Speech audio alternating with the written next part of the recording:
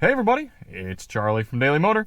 If you just got yourself a new Lincoln Nautilus, you might be a little bit overwhelmed with this big, giant infotainment screen up here in front of you. So today we're going to go through some of the basics on how this system works. I'm going to show you how to do some of the straightforward functionality, maybe some of the settings you might have not known about. And for some of you who don't have a Nautilus, or maybe you're considering one, this might help answer some questions for you, show off some of the cool bits about the system. Now, first things first, if you do want to see more on the Lincoln Nautilus, check the link below. We've got a full review. We've got a fuel economy test of this hybrid model. I've got a dedicated review of the 28-speaker Revel Ultima 3D sound system. You can find that all linked below.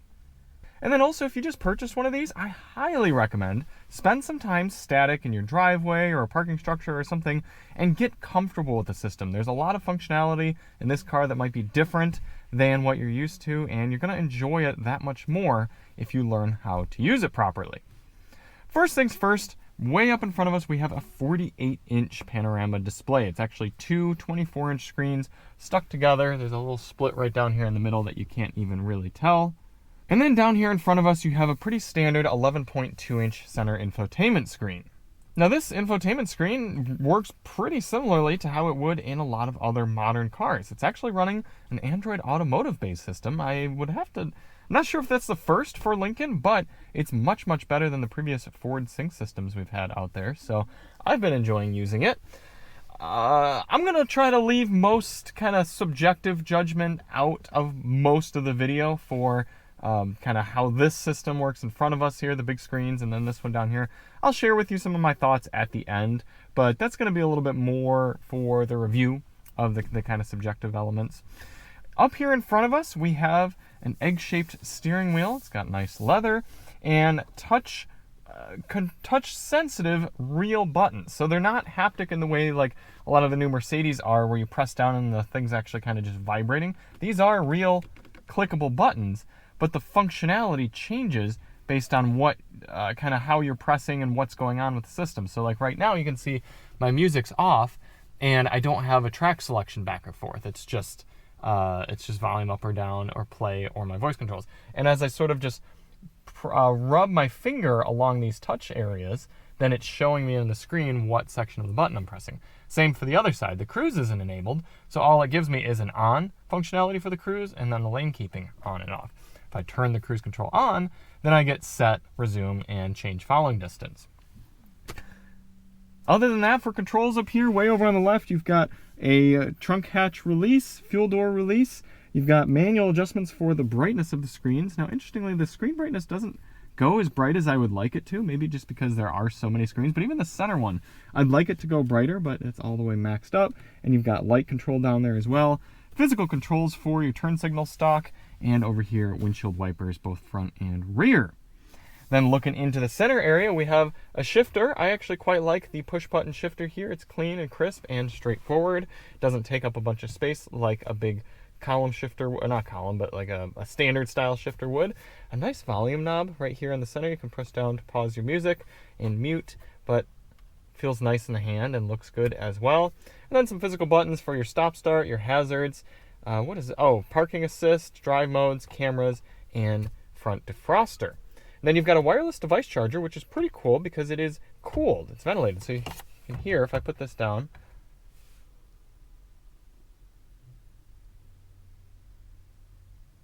you probably actually won't be able to hear it, but, oh no, you probably can. There's a fan running in there. It keeps your device cooled down. It's pretty clever. I appreciate that they did that. 2 cup holders, and then a USB-A and a USB-C port. Starting off with the center display, we're at the home screen, and it's pretty straightforward. You've got toggles over here on the left to get to some of your most frequently used screens, I suppose, the best way of putting it. Down along the bottom, you have your climate controls. You've got temperature. Pressing here will bring you your heated and ventilated seats, as well as heated steering wheel controls. You've got fan speed, auto fan adjustment. Press this to bring up the control screen for how to control your vents. So all of these air vents are controlled from the screen, and I can say, okay, if I want the air kind of coming right around there, then that's where I'll move them. And you can press up here to turn them on or off. So right here you can, on body, I think, what is this, motion? Is this actually going to sweep the fans? That's cool. I don't think I've ever seen that in a car. All right, so it's kind of like an oscillating fan. That's pretty clever. All right, well, let's do on body. Okay, very quick to get that going. And this is also kind of cool in the climate screen. Way over here, you can press and actually get your air quality report. So it looks like our cabin air is pretty darn clean right now. It looks like I could hit refresh cabin, and what is it going to do? I don't know what it's doing, but theoretically, I don't know, cleaning out the air or something like that. So that's kind of cool. Then you've got defrost, air conditioning, and the passenger's temperature controls. Over on the right, you've got a little bit of a notification screen, as well as some information about the phone that's connected. And then the main screen here is split up halfway in between your navigation and your audio and phone. So you click here, and it brings up full-on Google Maps. And while this might look like it's Apple CarPlay or Android Auto, this is built-in Google Maps in the system. Like I said earlier, this is an Android Automotive-based infotainment system, so this is actually using Google. And I could say things like, "Okay, Google," and get voice commands that happen really quickly. And we'll get into the voice commands later in the video, but what it also means is you get straight up Google Maps. So if you log into this car with your Google account, it'll sync up with your home, your work, your favorited locations, everything like that. Works very well. Coming back home, if I click on audio is off, it brings you to the audio that you have chosen. Right now I'm using Android Auto, but if we go over here and I were to choose, for example, FM, then this is your FM radio screen, and I go back home and then it shows you the FM playing there, and then this is a quick toggle to get to the phone that's connected. Then over here on the left for these quick toggles, you've got home and then vehicle. So this is going to give you menus for different things in your vehicle. We can go through these now. Drive modes. You can choose between normal, conserve, excite, slippery, and deep conditions. Coming back, we've got ambient lighting controls. So we've got lights throughout the cabin. We can adjust the brightness of them as well as what color they are. A lot of really nice lights in here. I'm a little bit surprised we can't choose from more colors of the rainbow, but that's what you got. Traction control, turn that on or off from here. Digital scent. This is something that I really appreciate. You used to only see this in Mercedes, but Lincoln, adding it here, you can not only choose a scent for your car. Right now we have Ozonic Azure, Mystic Forest, and Violet Cashmere. But you can also choose how quickly and how much of it diffuses. So you can choose the frequency, continuous, long cycle, short cycle, or just one time. And you can also choose the intensity from right here as well. I think that's pretty cool. That's a way that it's playing to a new sense that most cars don't play to, and it's a gimmick that I've actually appreciated. Right now, I just turned on Mystic Force, and it's like a little cologne for the car. It's kind of cool. I like it. Under seats, this is how you're going to adjust all the various seat controls that you have here in the front, as well as turn on or off your seat massages for both the driver and passenger. Under valet mode, if you're going to give the car to a valet, you can put in a pin and make it so they can't access your information here in the center. Vehicle status, it's going to give you your tire pressure readouts and your oil life. And then under settings, that's going to take you to a lot of the vehicle settings, but we're going to get to those later in the video. Continuing down along the left, we have a full app screen. And this is a little bit corresponding with a phone, if you will. But since this is an Android automotive-based system, it's giving you all of your Android apps here. So we've got Maps, which we saw earlier. We've got the Google Play Store. This is how you're going to install new apps if you sign in with your Google Play or your Gmail account, essentially. You're going to be able to install different media apps, games, various functionalities into there. Google Assistant, we saw that earlier. Rejuvenate, I'll have to show you that here in a little while. That's a new feature for 2025. Phone, we can make phone calls. You can see your recent calls as well as your favorites right there. Coming back home, we've got AM radio, FM radio, Sirius XM. I'll show you what Sirius XM looks like. Got your favorited channels along the bottom, and then the ability to manually tune through there. Works pretty well. Coming back, we've got Bluetooth audio, messages, going to get you straight to your text messages there. Apple CarPlay, we'll show you that in Android Auto later. Amazon Alexa support built in. Hotspot, the vehicle provides a Wi-Fi hotspot for you to connect devices to if you pay for it monthly. An owner's manual, so if you wanted to search up how to use certain things, you can do that there. Software updates. If you're connected to a Wi-Fi network, you can receive software updates for the vehicle. Settings, we'll get to that here in a minute. Games, these are dedicated game sections you can play with the vehicle static. Google News, and then this is already installed, a YouTube app. So you could have that from the Play Store, you could install other apps, but that's built in there. And what's this road travel? I don't recognize this. Maybe this is another app. I'm not quite sure. It's probably something I've never used before. And then this toggle right here is how you customize what you're going to see up in front of you on the panorama display. I'll get to that here before the end of the video. Now let's make our way into settings. I'm not going to go through every nitty-gritty little setting detail, but try to show you the stuff that's important. First off, you get the sound screen. This is how you're going to adjust your audio settings for the Revel sound system. Bluetooth, this is going to be how you pair new phones. We'll use that when we pair up our iPhone later in the video.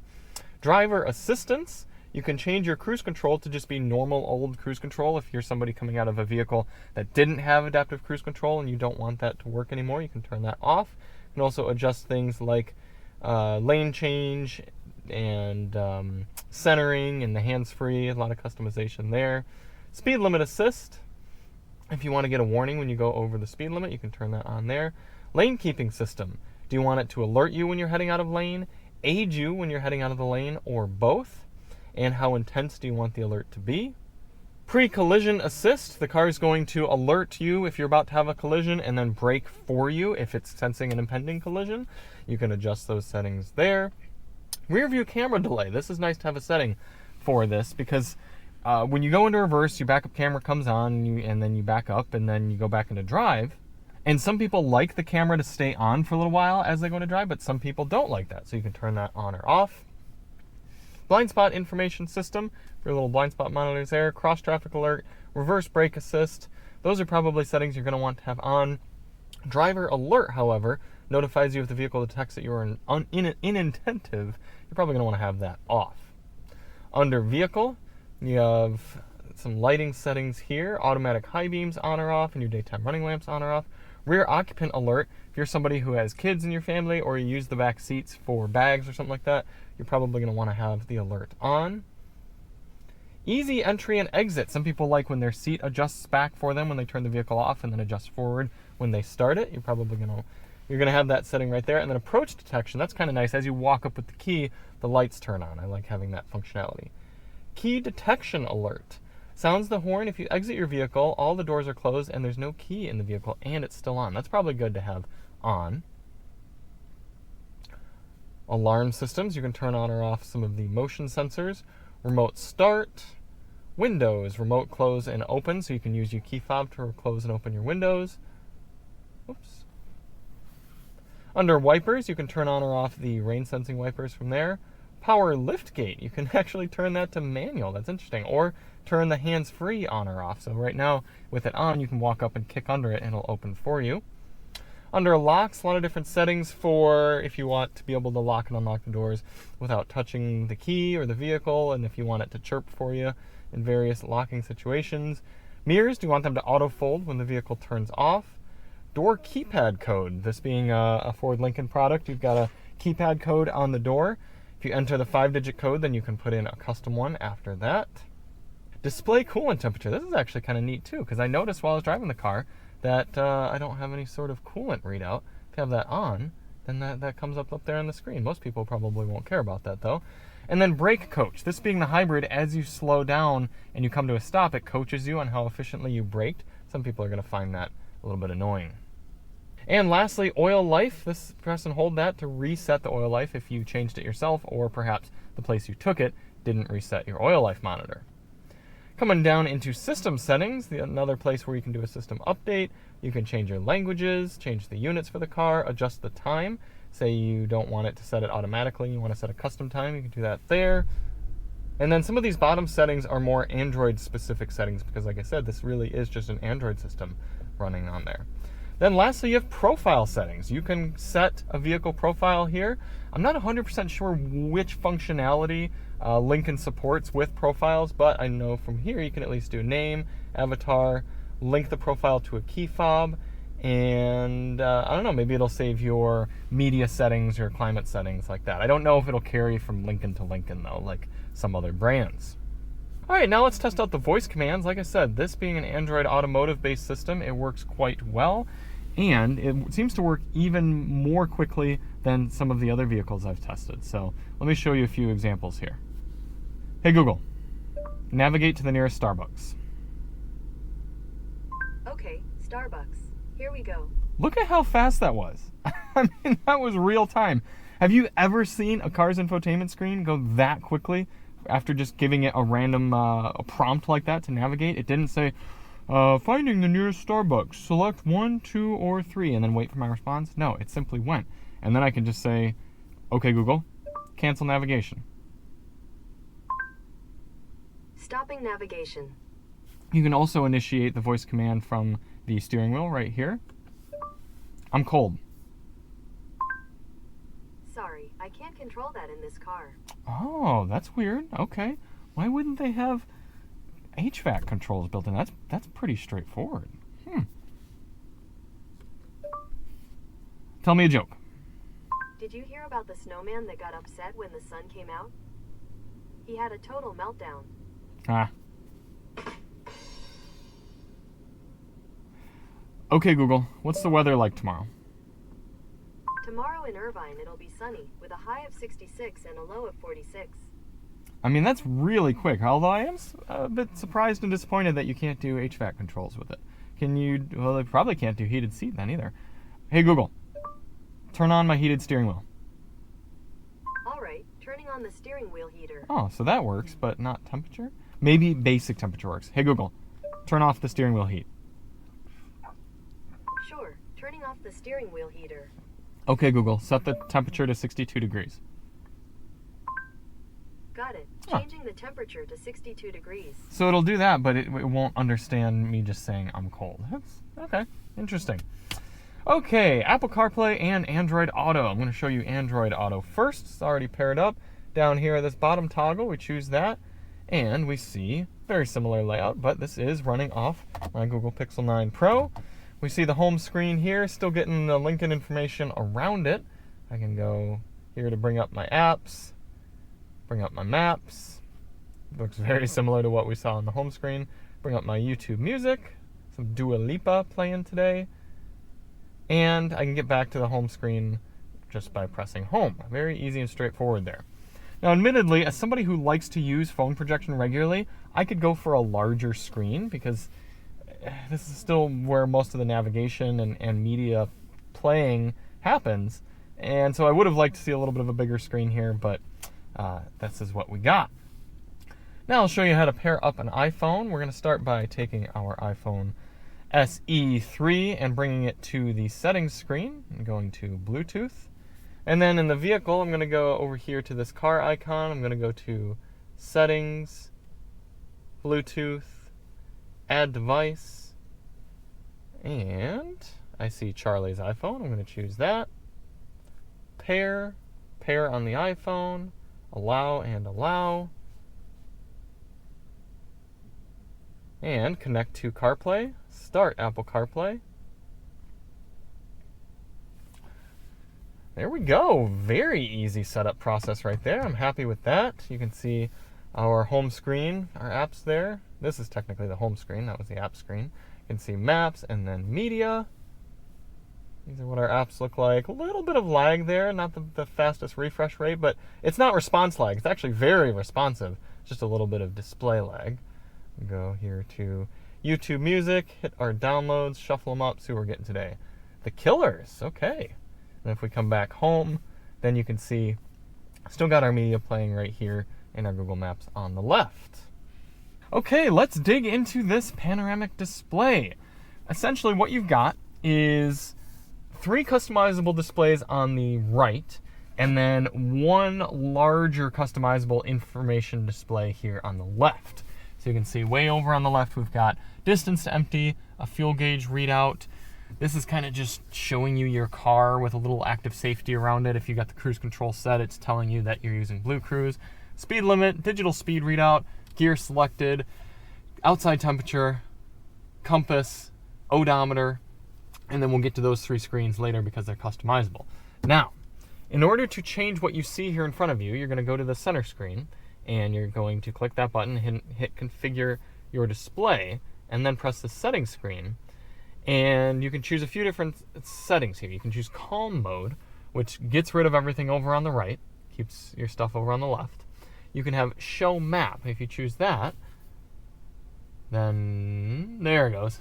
Then a little bit of a sort of black and white dark theme map shows up on the right side of the left screen, and will show you your navigation. So say if we do something like, hey Google, navigate to the nearest Starbucks.